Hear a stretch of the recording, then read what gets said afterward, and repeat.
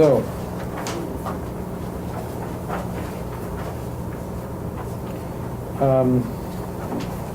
we've been dealing with how to deal with our afflictions, attachment, aversion, and ignorance, and now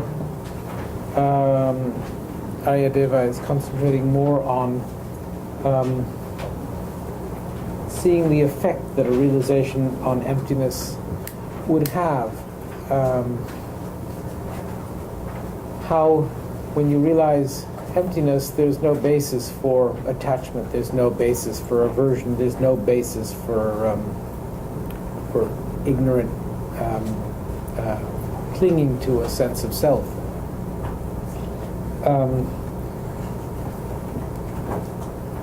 However, what this chapter is really dealing with is the fact that the title of the chapter is really dealing with the fact that it's important to train in accordance with one's predispositions, with one's abilities. It is wrong to do what we do here, which is to really emphasize the importance of emptiness. It's in our a skillful teacher will not simply dump the heaviest aspects of Buddhist philosophy upon one, but instead will teach one very carefully what it is that one must practice. So that's the difference between my sitting here and teaching and Rinpoche coming here and really skillfully prodding us along and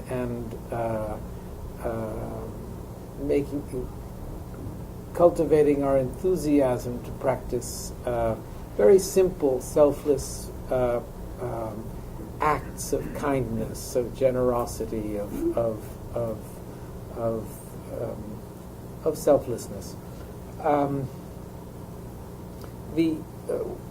What we can see from this is that if we really wish to work towards helping others, if we really wish to be effective in our ability to help others, we have to have the skill, we have to have the insight, we have to have the knowledge of what someone else is thinking or where someone else is, so that we can actually teach them what they need to practice at their particular point along their paths. This type of insight is something that a Buddha possesses, and that's why bodhicitta, the mind of enlightenment, this extraordinary, compassionate dedication to others, is not one where one goes out and works immediately at helping others. It is one where one works at attaining the full enlightenment of a Buddha, attaining the qualities of a Buddha that enable one to actually provide others with what they need. The most important quality of a Buddha from this point of view of helping others is a Buddha's omniscience, is a Buddha's knowledge of the minds of all sentient beings, so that a Buddha can actually provide them with just what they need. So this chapter is talking about or addresses this need to work towards the attainment of Buddhahood so that one can best help others, and addresses the importance of providing, of practicing according to one's predisposition, of practicing. Now, there are opportunities. We have to sort of work. We have to pace ourselves. We have access to great teachers. We have access to texts that teach us. But in many cases, we have to sort of work at determining what it is that we have to do. Oh, hello.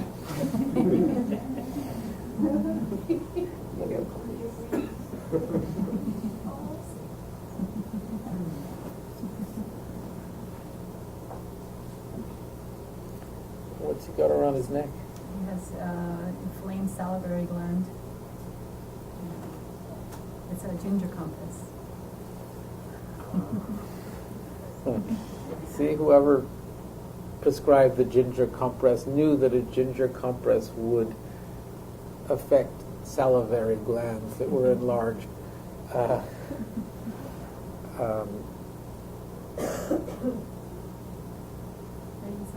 It's not cancer, I found out today. It's not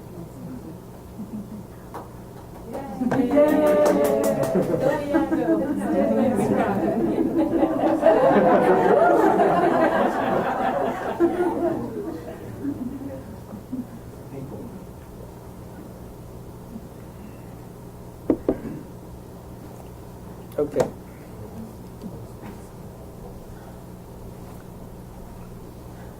Training disciples. Just as dissimilar people will not stay close to friends for long when their attachment is gone, likewise desire will not stay for a long time in those who realize the faults of all things. So,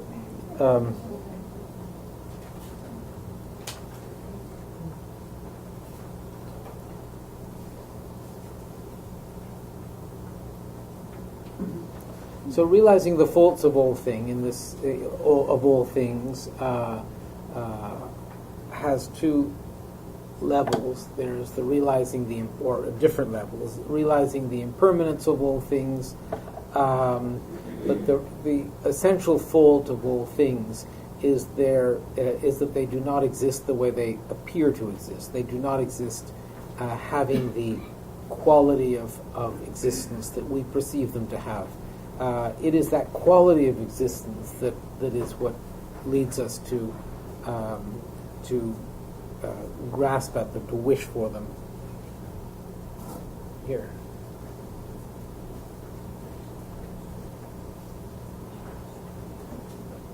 So, once you've realized the emptiness of inherent existence of the object of desire, your desire will diminish.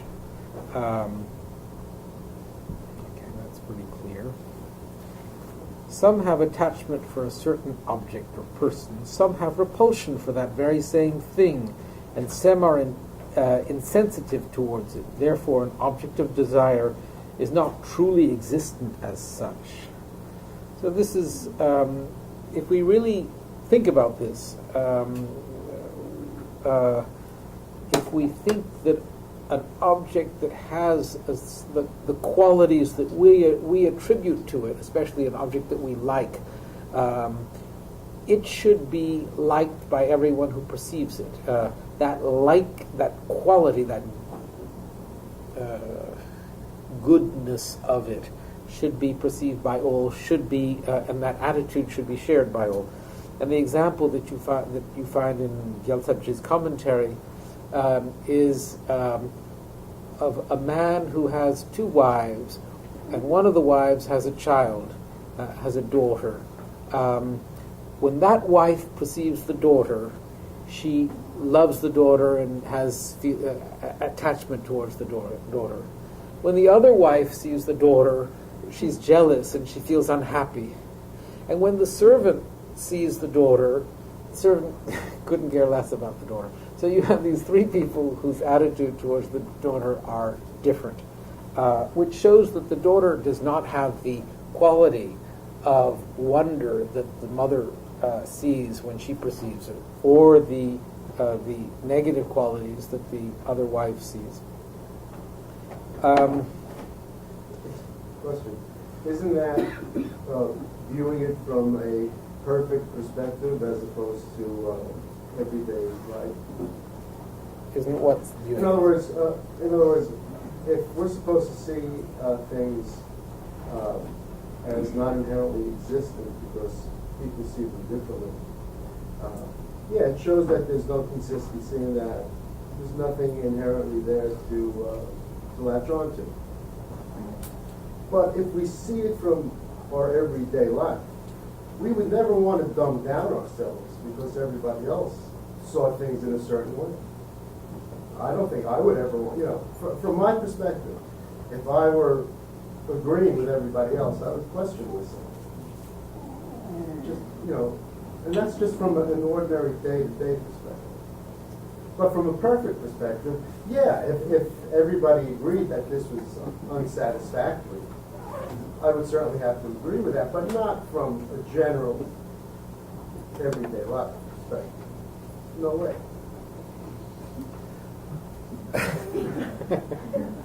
I think a round of applause for that too. So, okay.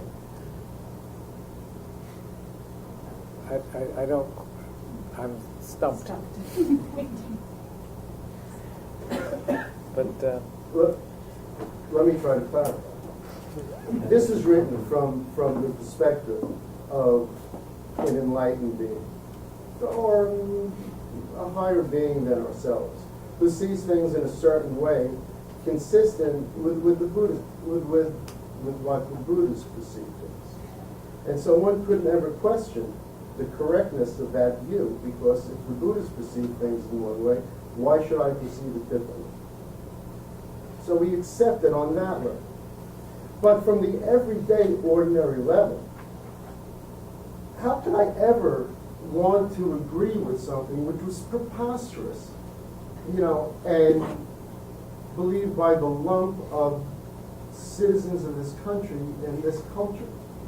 Why would I ever want to agree with that from an ordinary perspective, from a day-to-day perspective? no, but what we're not talking about. What we're saying is that the whether or not we agree, our worldly perception of what it is that we either do or do not agree with, our perception of that which we are either agreeing with or not agreeing with, is that the way we perceive it is a quality. We are perceiving a quality that exists within the object. That we somehow, each of us, our perception of the thing, when we perceive it in a certain way, that quality that we perceive exists in the thing, that it is a quality of the thing. Incorrectly. Incorrectly, but Right. that is, not only do we believe it to contain that quality, to possess that quality, but that quality actually is something that appears to us, so that we actually perceive it when we are viewing the object. Yes. So that as we apply this reasoning, when we say to ourselves, taking your example, no, they're all wrong. This flower is ugly. You're all wrong. This flower is ugly. This is a gift from you too. That's your projection. I think your camera's horrible. That camera's a That when I attribute ugliness to this flower, Attribute is the word. there is a quality of ugliness that appears to me, that appears to exist inherently. Sure. Any adjective of that flower would appear to exist inherently. To the person who Sure. possesses that opinion. Sure. So as we look at that flower, if we can really work at seeing that its beauty or its ugliness is purely relative, subjective, suddenly just that thought will break down that view that we have of it as being beautiful, and will break down the basis of it as an object of desire or repulsion or aversion. No, I totally agree. There's no discrepancy between what you just said and what I believe. But you're viewing it from a perfect. You're viewing it from a consciousness which does not see any inherent existence. No. I am viewing it as possessing an inherent quality of, I'll admit it, beauty. Okay. And beauty. And what I have to work at is realizing that it does not possess that inherently. That is purely subjective. Sure. That's all. Okay. There are no such things as truly existent desire and so forth. Without conceptual thought, incorrectly considering them to be so, who among those with intelligence would hold both perfectly established deepest existence and existence established by mere conceptual thought?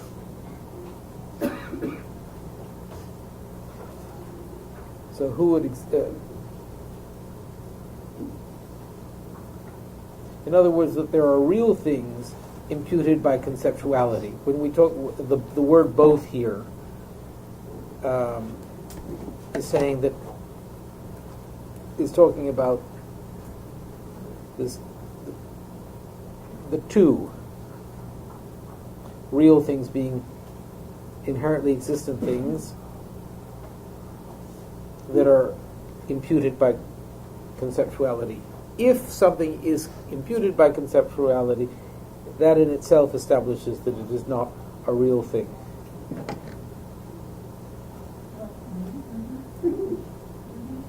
Yeah, so if somebody has a conception of something good, bad, whatever, it already implies that it has no reality. No inherent reality. An inherent reality because of the conception that they putting a label on it. If something exists by imputation, now there are schools of thought that say that the object that is in that something is imputed, it exists inherently. And here what is being said is no. If something exists by imputation, it cannot exist inherently. Now, just to give you a heads up, these two views are both Madhyamika views. Madhyamika, the middle way school. There are these two interpreters of the middle way philosophy, one of whom holds that if something did not exist inherently, it wouldn't exist at all. To suggest that things do not exist inherently or intrinsically is ridiculous. However, a thing is only established as existing by imputation. So the imputation establishes its existence, its inherent existence. That's one school. Here, Aryadeva is saying, in that something exists by imputation, it cannot exist inherently. Just so there are these two views. Aren't those extreme views on one side or the other? If something... One is Madhyamika Prasangika and one is Madhyamika Svatantrika. They are both interpreters of Nagarjuna's. Right. The Svatantrika is inherently conventional. No. It's the ultimate. Nothing can exist inherently, even conventionally, according to Prasangika. But I'm saying it's the other. Oh, sorry. Yeah. Baba Viveka, that that's on ultimate or conventional? Ultimately, nothing exists. Okay. So only on the conventional level.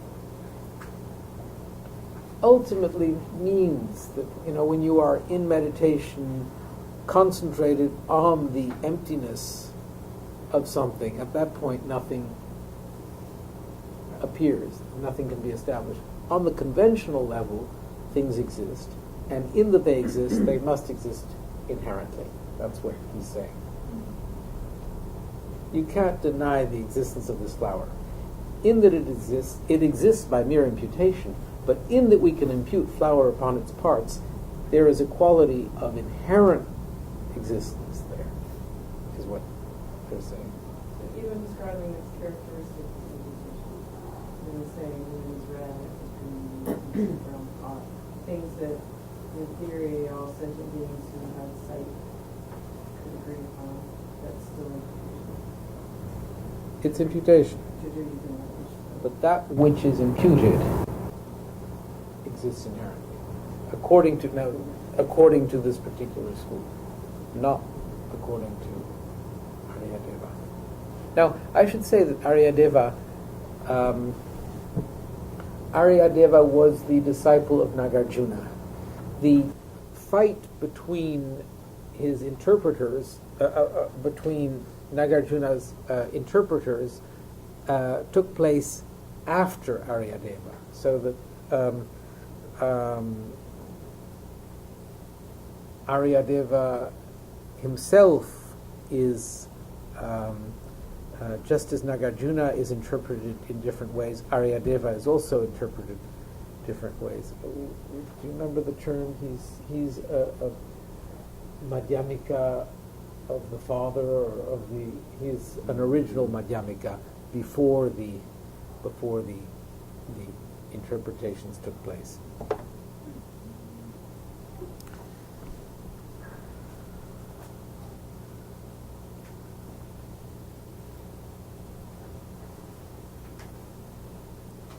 There's no such thing as any male being inherently bound together with any female. If you were truly existently bound together to someone else, it would be illogical for you ever to become separated. So again, this is just a way of coming to understand the concept of inherently anything. I mean, we talk about the inherent quality of existence of a thing. Here we're talking about the inherent quality of existence of bound together.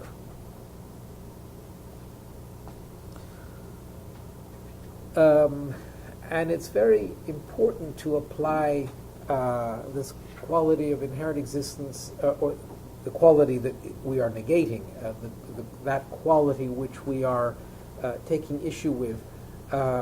It's important to go beyond applying it to things and to apply it to concepts or to actions. If we are walking, as soon as we identify I'm walking, we have an idea of what walking is, and we believe there to be some quality of walking that's taking place, that is identifiable, that is sort of independent. That's walking. We take it sort of for granted. While if we can think that in order for there to be walking, there has to be a walker. There has to be this process of moving along. All of those are the parts that this concept of walking depends on. So walking is a dependent arising. It is dependent on its different aspects or parts, and therefore lacks any sort of inherent, identifiable, independent quality. And it's true of any thought. It's true of any concept. It's true of ultimately the whole idea of emptiness itself. Emptiness, in and of itself, doesn't mean anything. Emptiness only means anything in respect to that which something is, the object which is empty. Emptiness, so that when we talk about emptiness, which is the ultimate truth, emptiness, it's like it's two aspects of the same thing. The thing which is empty of inherent existence and its emptiness of inherent existence are go hand in hand. You cannot have a thing without it being empty, and you cannot have emptiness without that which is empty. Form is emptiness, emptiness is form. Form is none other than emptiness. Emptiness is none other than form. Those different aspects of the Heart Sutra's sort of of that line really demonstrate that you need both aspects. That empty and is here. What I'm saying is that we work at applying this concept of emptiness to even emptiness itself. We apply it to everything.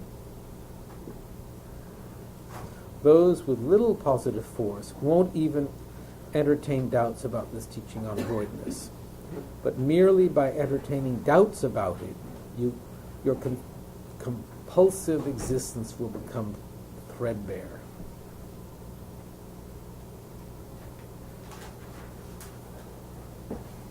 So, those with little positive force won't even entertain doubts about this teaching on voidness.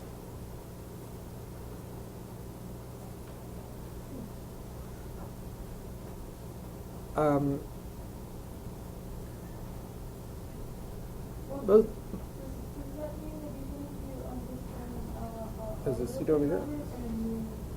and you doubt it, but you start to ponder why you doubt it, it brings you to the notion that it is correct, or it starts to destroy your Here, doubt is referring to our doubt about whether things exist the way we perceive them to exist. Most of us go through life believing in the existence of things and believing in their existence the way they appear to exist. Doubt is when we begin to wonder about whether they do have this true quality, this independent quality of existence. That doubt begins to break down our sort of attachment. Merely entertaining doubts about it, your compulsive existence will become threadbare.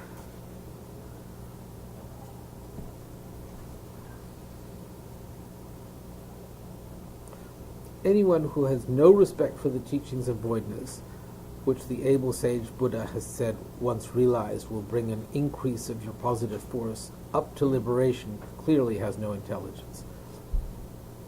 So, going about it from the other point of view,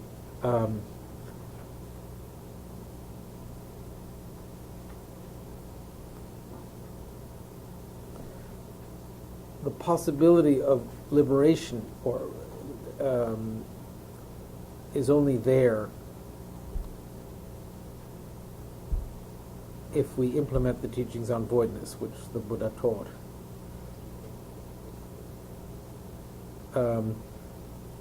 Realize these qualities of the quality of voidness. You might say, I shall pass beyond sorrow with nirvana, but without seeing void phenomena to be devoid of true existence, the thusly gone Buddha has said that you can't pass beyond sorrow with a distorted view. So there's a Distorted view?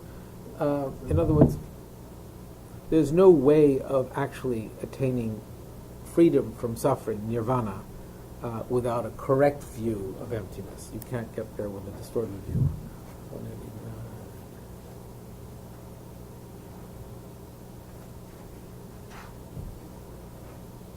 So it is not the case that things which are actually not empty are simply regarded as empty, with the thought that nirvana will be attained by meditating on emptiness.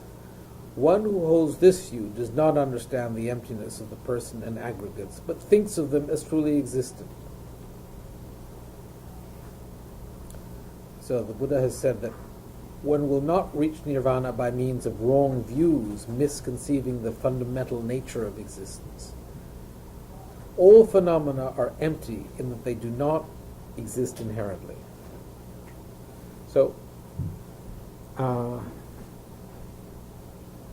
one has to have the correct view of emptiness. as being devoid of true existence. I still don't understand how, however many hundred years later, and with all due respect to Baba Viveka, I mean, that's pretty clear. The non-inherent existence, the emptiness of empty, it's pretty clear stuff that there's nothing that exists inherently.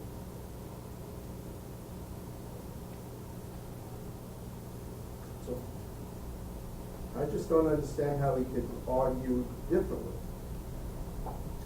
I don't get that. I think that Baba Viveka's realization of emptiness, according to his own view, would lead him to a place that is so far beyond what we understand with our sort of intellectual grasp of Buddha Palita's view.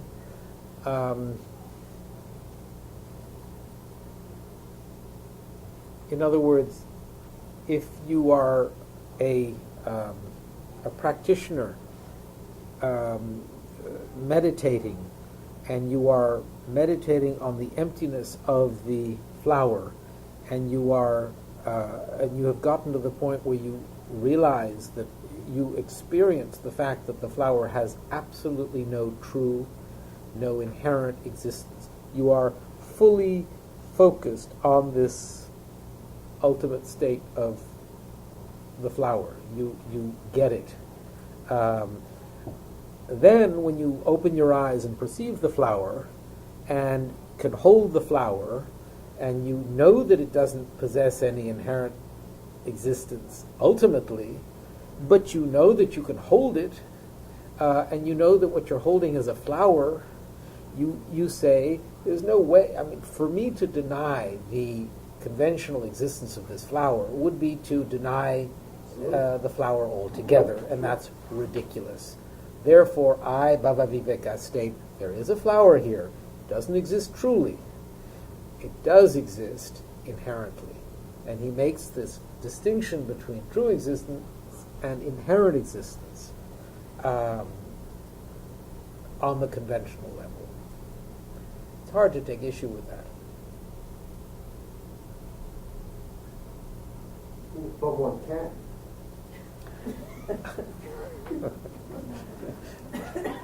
So, Chandrakirti did. Good. Question. Unless this is total, side issue, what was his description of the difference between inherent existence and true existence? And I understand that it might not be. I think I've said it on a few occasions. The example that I've been taught is in when we talk about the snake and the coiled rope. We all know that if you turn on the light and look, you'll see a snake or you'll see a coiled rope, and it'll be very evident which one it is.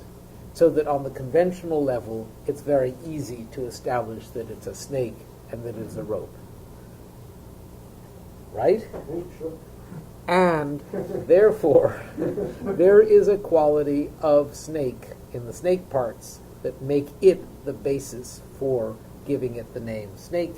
And there is a lack of that sentience in the rope, and therefore it is not the valid basis for giving it the name snake. That quality, according to Baba Viveka, is there. Can you take issue with that? Oh, absolutely. Okay. Absolutely. Well, you're a wiser man than Thank I. you very much. Okay.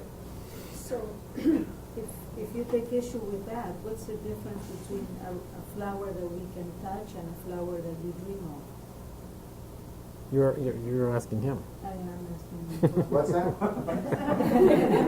No, what I'm asking anybody. If there is no flower to that flower, regardless whether it's pretty or ugly or red or blue, there is a difference between a real flower and a flower that you dreamt of last night. And so there is something there that cannot be denied. We have another Svatantrika here. So I think that we have to admit that there's a difference between the flower here and the one that we dreamed of yesterday. There's a physical flower and the other one is purely mental. But what we're really looking for is whether, if there is a real flower here, it can exist devoid of any intrinsic, independent quality of existence, or not. And these two interpreters go so far as to say, in one case, there is no way that it can possibly exist if it doesn't exist inherently. And the others who say, there is no way that it can possibly exist unless it existed empty of inherent existence. In other words, the actual sort of fundamental basis for its existence in the case of Buddha Palita is its emptiness of inherent existence. Its fundamental basis of existence, according to Bhava Viveka, is that it exists inherently, that there is a quality of existence that exists merely because it is imputed. In other words, in that it is imputed, that it is established by imputation, it exists inherently. So if the flower wasn't there any longer, it would still be there. No, causality of how the flower If it existed inherently. got there. It would always be there. No. Bhava Viveka's explanation or use of inherent existence is far more subtle. I mean, yes, ultimately that is correct. I mean, you are simply, you are flinging a consequence at him. Absolutely. Okay. Thank you. So, from one point of view, we can say that the whole purpose of Bhava Viveka's argument is for us to have this conversation, is for us to get our minds around this very subtle aspect of the meaning of inherent existence, conventional inherent existence.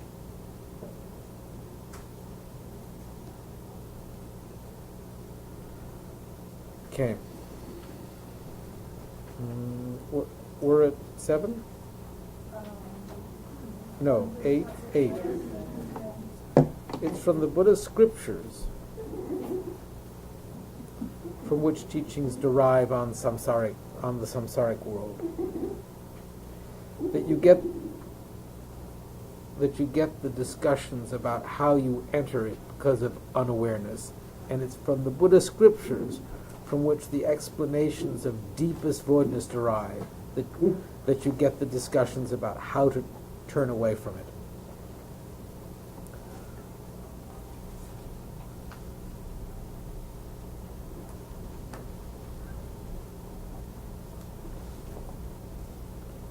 So the Buddha is teaching the method. If we look at the Four Noble Truths, or we look at the teachings on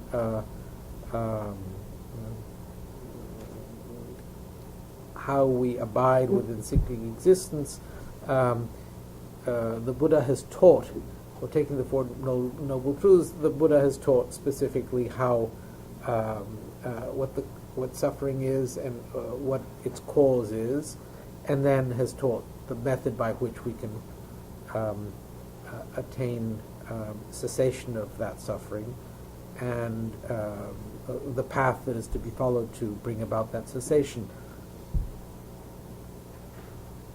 If you are brought to generate fear by thinking, if things were devoid of true existence, everything would be totally non-existence.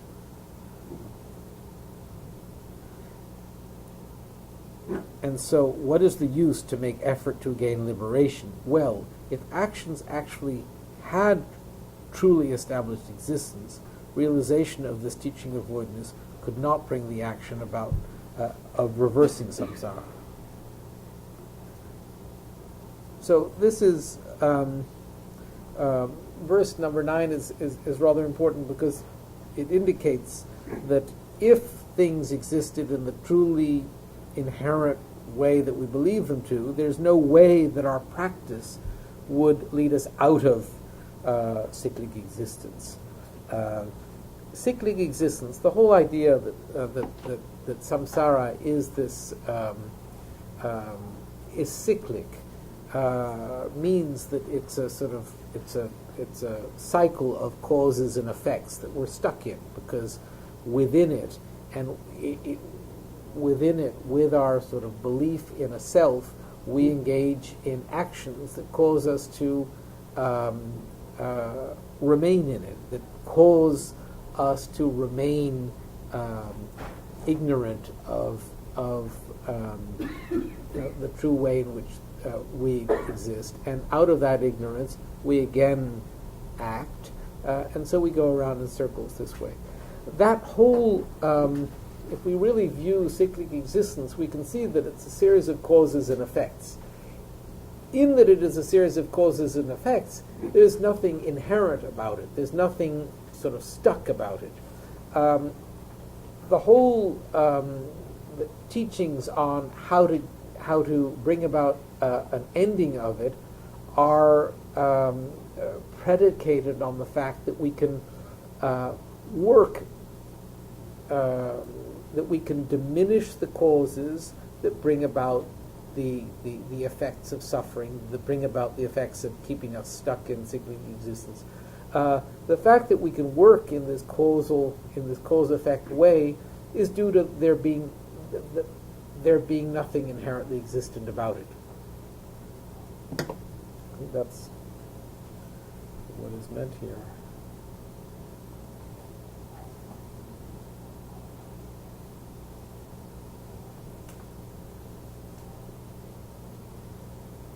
So if you are brought to generate fear by thinking, if things were devoid of true existence, everything would be totally non-existent. And so what is the use of making effort to gain liberation? Well, if actions actually had truly established existence, realization of this teaching of voidness could not bring about the action about of reversing samsara. So we must never think of emptiness of inherent existence as being nihilism, of non-existence. It is due to emptiness that we can bring about an ending of samsara. We can reverse cyclic existence. If you have attachment to your own position of voidness and dislike for the other position of true existence, you'll be unable to pass beyond sorrow to nirvana.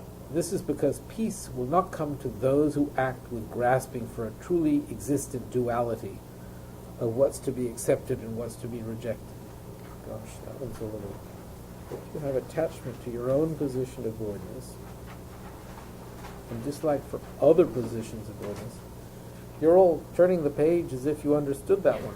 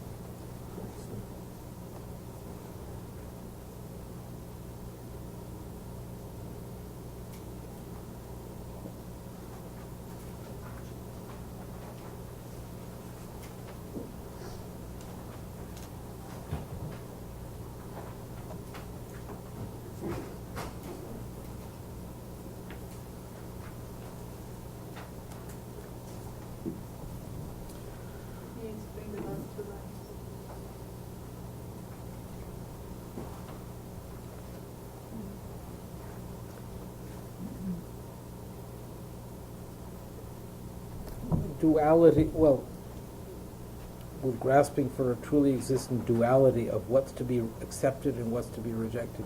This, I don't quite... I think it refers to the emptiness or the pursuit of emptiness that in itself is empty. That's how I understand it. No? That's wonderful. I think it's simply saying that if we believe my way is right and people's ways are wrong, that in itself shows a sense of pride and grasping at our view as being correct, which keeps us from having a true, correct realization of emptiness, keeps us from being able to get out of cyclic existence. Thinking the thesis of emptiness, which stops cyclic existence, is supreme and others are wrong, you may be strongly attached to your own position and antagonistic to others. You will not approach the liberation of nirvana until you discard this strong attachment to your own thesis, emptiness, and your dislike for an antagonism toward others' theses. Peace can never be attained through conduct based on the idea that both adopting and discarding are truly existent. Repeat that last line. Peace can never be attained through conduct based on the idea that both adopting and discarding are truly existent.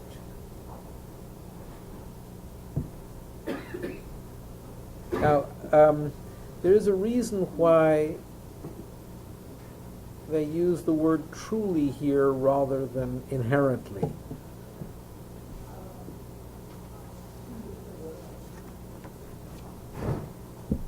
What is the difference between a truly existent and inherently existent, in your experience?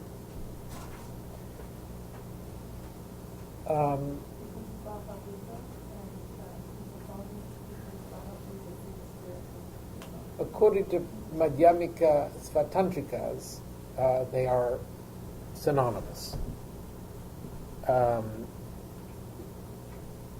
According to Madhyamika Prasangikas, they are, one is a coarse explanation and one is a subtle.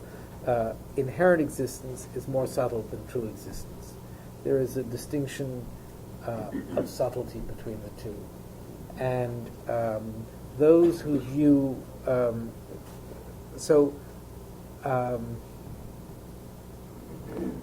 for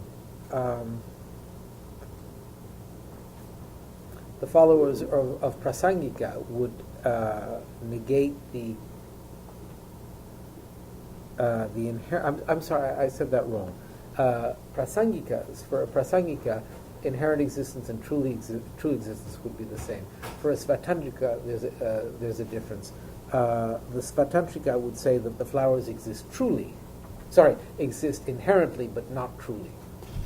For a Prasangika, the flowers cannot exist inherently, and that quality of inherent existence, the quality of true existence, must be the same. So, for the Svatantrika, what is the distinction between the truly existent and inherent existence? For the Svatantrika, it's what I was saying before. In that something is imputed on the conventional level, in that an object is named or imputed, it exists dependently. But it exists. That imputing, that imputation establishes its existence. And in that it exists inherently. In other words, existence and inherent existence to them are the same thing. Something cannot exist unless it has a quality of existence. As I said, the example that I gave was that of the snake and the in that the snake exists, there has to be an inherent quality of snake that differentiates it from rope.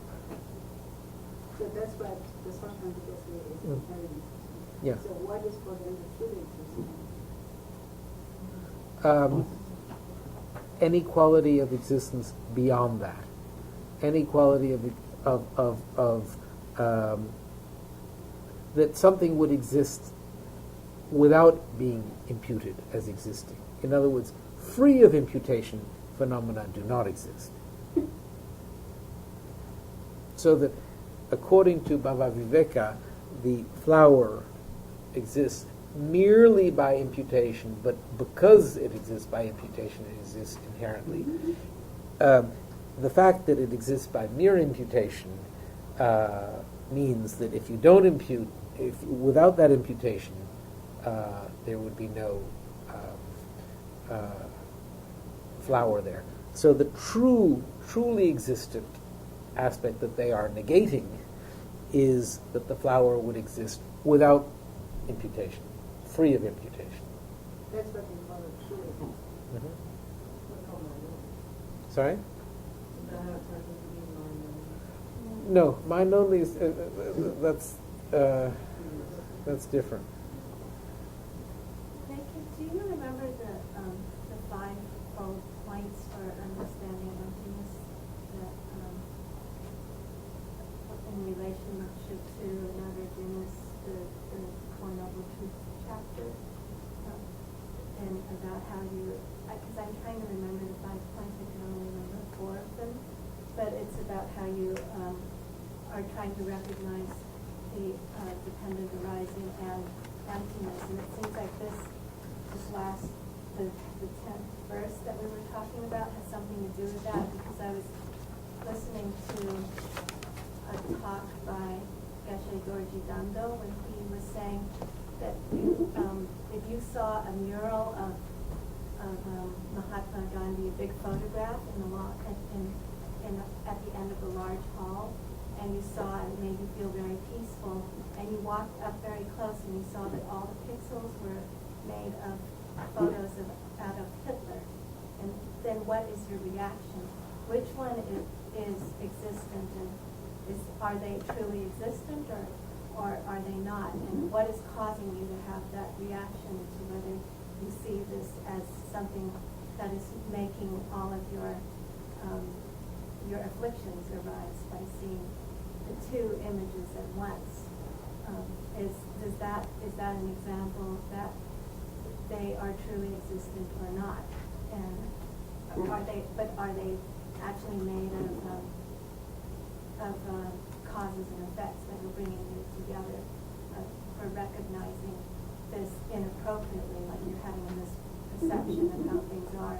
And so that is why people suffer looking at things conventionally, because they see them as truly existent, even though theoretically they might want to believe that it is empty of inherent existence. You see some image that is so strong, it sort of throws out all of your ability to have the theoretical understanding of emptiness. And he was saying something about there's a fivefold thing where you first recognize that you're in samsara, and then the afflictions that cause you. If you can uproot that, then you recognize that it's the afflictions that have the possibility of being upended, so you can get out of samsara, and then it's cause and effect. And you make an aspiration to understand, and I can't remember what the last one is. Don't know. Yeah. But I thought that this 10th verse seems to have something that's talking about how you want to grasp that something truly existed, even though, because you're accepting or rejecting what you're seeing.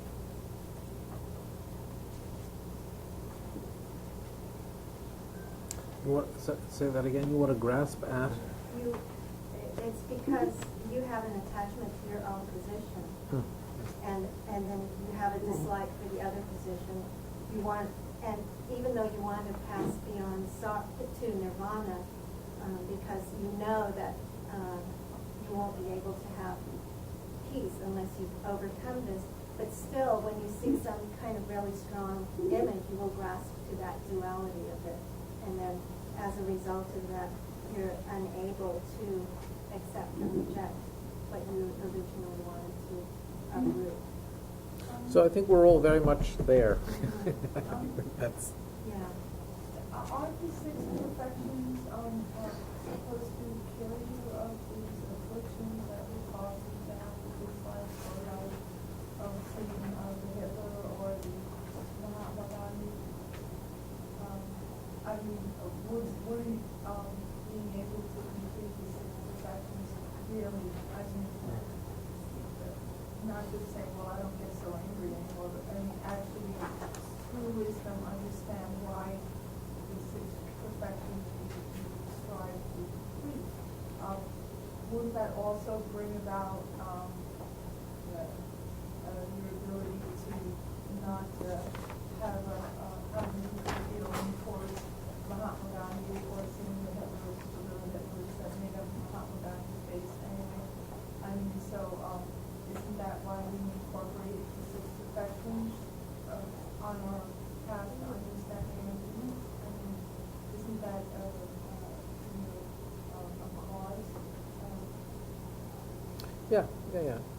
But I mean, the six perfections, the practices, the practice of generosity, the practice of ethics, the practice of patience, each of those practices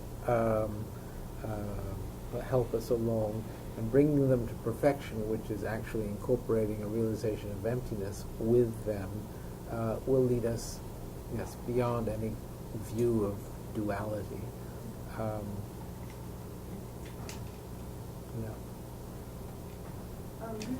Getting back to the Sotanjita, you said that the truly existent for the Sotanjita would be the existence of, like, for example, a flower that is anything beyond imputing. Mm-hmm. Do they really establish a phenomenon that exists? No, nothing exists truly. So then how can they, if they say nothing truly exists, then how can they make a distinction between what is truly exists and what is inherent? They believe that phenomena exist, and since phenomena do not exist truly, but since they exist, they attribute some quality of existence to phenomena, and that they would call inherent existence. So, but the existence, they believe in the truly existent No. phenomena. They don't have. So basically, they are either its phenomena is either inherently existent or truly or not. There's no phenomena that's truly existent. Correct. So then they believe that all phenomena exist inherently. All phenomena exist inherently on the conventional level. On the ultimate level, they do not. In other words, for someone realizing the ultimate quality of existence of the flower, there would be no inherent existence. But on the conventional level, the flower exists inherently. If not, it wouldn't exist at all. So for them, even though phenomena they consider as inherently existent, but there is a difference between conventional level, which is imputation, which is phenomena that is imputed, and at the same time they insist that that's inherently existent. And then on the ultimate level, they say, So there's nothing to be found. so it's basically nihilistic. No, it's not. It's the opposite of nihilistic. It's, on the ultimate level, when you're looking for some quality of independent existence, for the meditator doing that, there'll be nothing that will appear. But when the meditator comes out of his or her meditation and views the object, that the ultimate existence of which he or she was seeking in meditation, the meditator would apprehend a conventionally existent phenomenon, which, in order to exist in conventionally, would have to have some quality, some independent quality of existence. And they are insisting that it has. They're saying if it didn't have it, the thing wouldn't exist. Nihilism would deny cause and effect and dependent arising as well, right? It's maybe just negation. Yeah. But, I mean, it's far more interesting if we approach this with the sort of mental discipline to acknowledge the fact that, or this whole notion that if you deny inherent existence, aren't you sort of playing with the whole notion of existence? I mean, there's the famous story of one of the disciples of Tsongkhapa was meditating on emptiness, was having a direct realization of emptiness, and suddenly he scratched his shoulder to see if there was any conventional existence. In other words, for the practitioner who's really there analyzing the way in which things exist, when you have that perception of emptiness of inherent existence,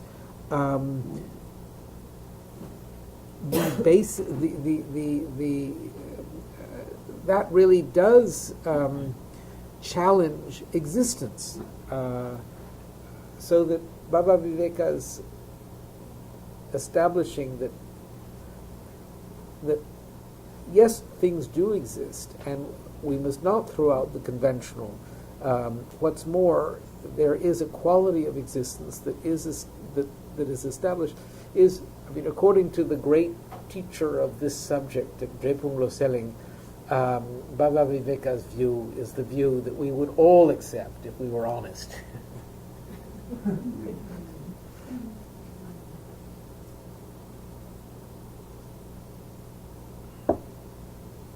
But I don't understand why he insists on the imputation as an inherent existence. I mean, it seems like it's a one step that's not necessary.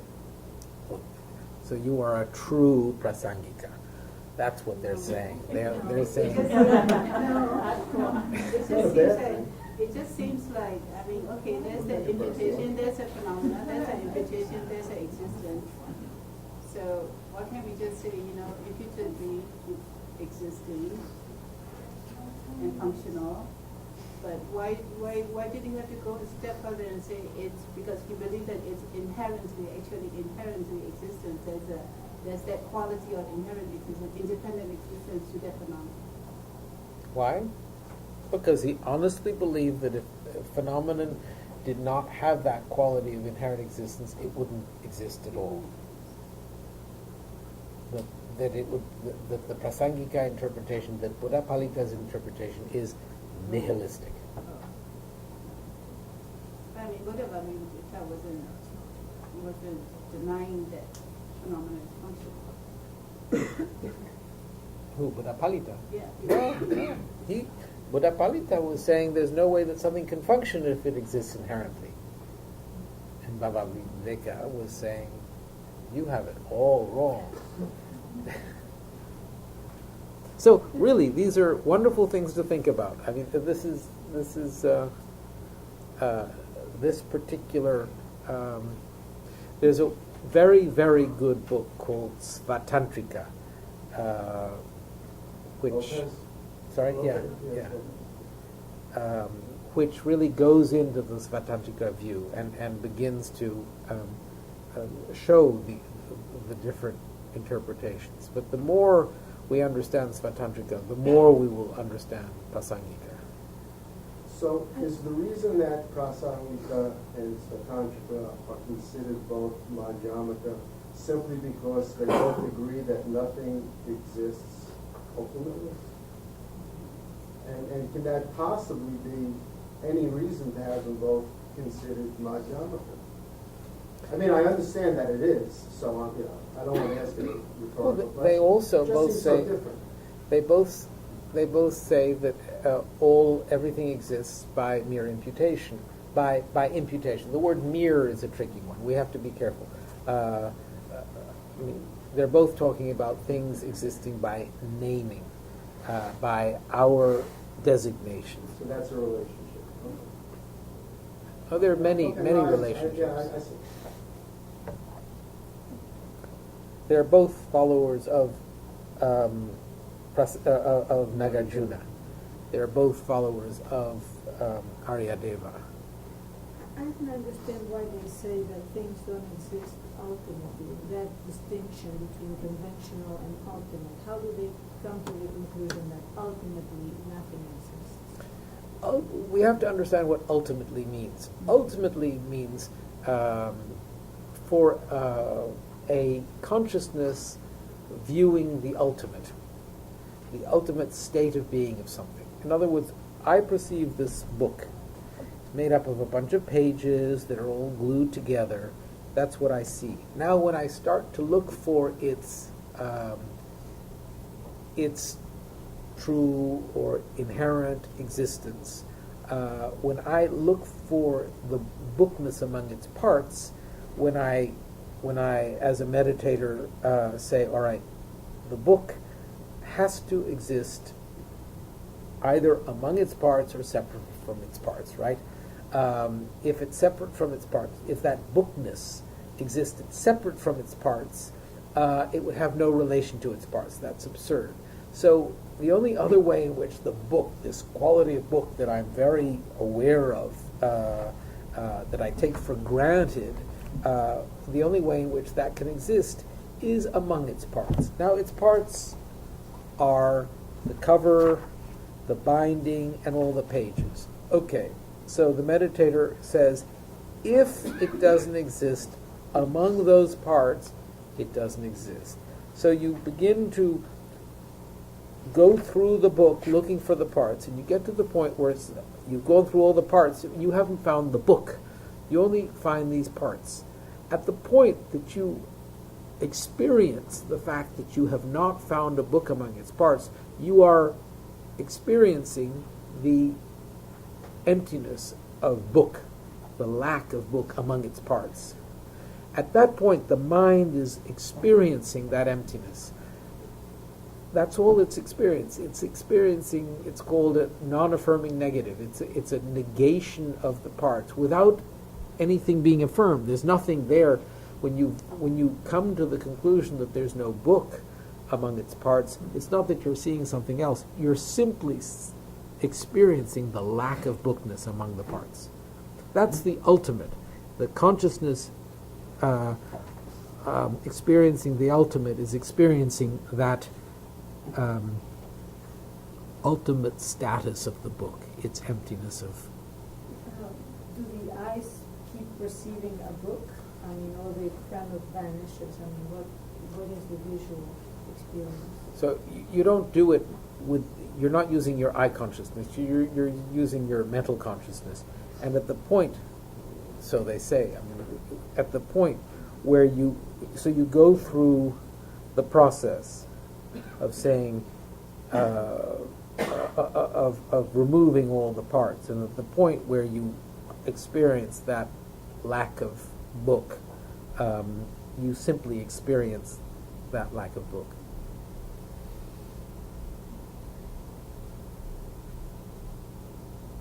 But doesn't every element, particle of that book, according to the Svatantrika, exist inherently? Every billionth of a centimeter of that book exists inherently. Correct. It just seems so preposterous. I'm sorry, I'll take that back. It just seems hard to grasp. It's hard to grasp where that line of reasoning would be similar to a Prasangita Majjhamika. And it would be, and It's for me simply, it's- but simply think that according to them, every millimeter of that, every millionth of a millimeter of each page of this book exists, right? We're not denying its existence. To them, existence and inherent existence are the same.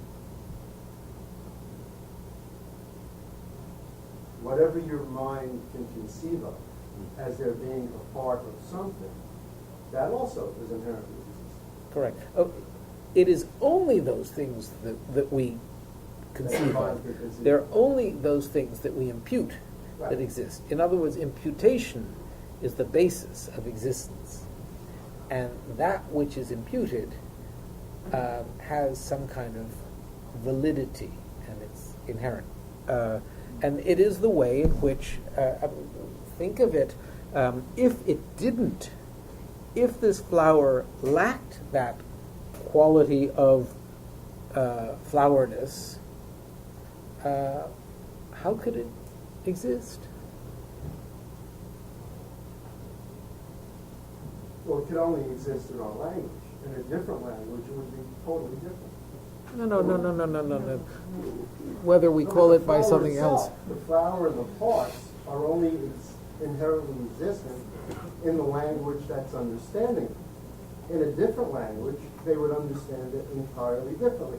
Everything would have a different name, the stem, the petal, the flower itself would have a different name. The Tibetans call this a mitog. When they see this, they say, mitog. The French will say fleur. Exactly. Whatever it is. Exactly. For each of them, they are, once they've done that, once they've named it, they perceive something that we all agree on. None of us would say, no. You're not seeing a flower. You're saying a mitog. That's different. It's not. We're there, and what we're all saying is that which we are perceiving exists there.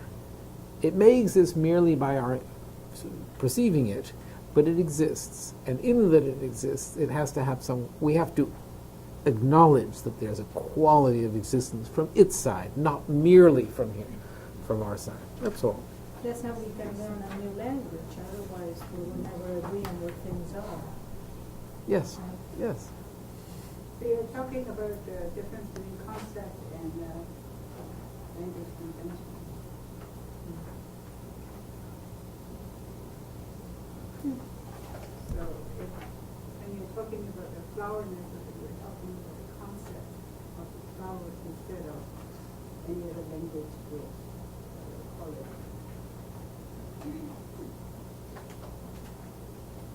I don't know. Isn't it like naming is like a concept? Without concept. Well, it's our mind giving identifying. We're identifying flower, and so we're saying that in order for the flower depends on our identifying it as such. And Baba Viveka is saying, given that we can identify with that identification, there is an existence. That existence depends on our identification, but with that identification, there is a quality that exists. Anyway. So what's the reason for the acceptance of inherent existence? Is it, because people don't want to accept that something is not what they've imputed or perceived it to be? The reason for accepting inherent existence is that, according to that school, if you don't accept inherent existence, you are not accepting existence. That existence, there is no basis for existence if things do not have that quality of inherence. That's all. I mean, I shouldn't say that's all. It's major. Okay, we're going to stop.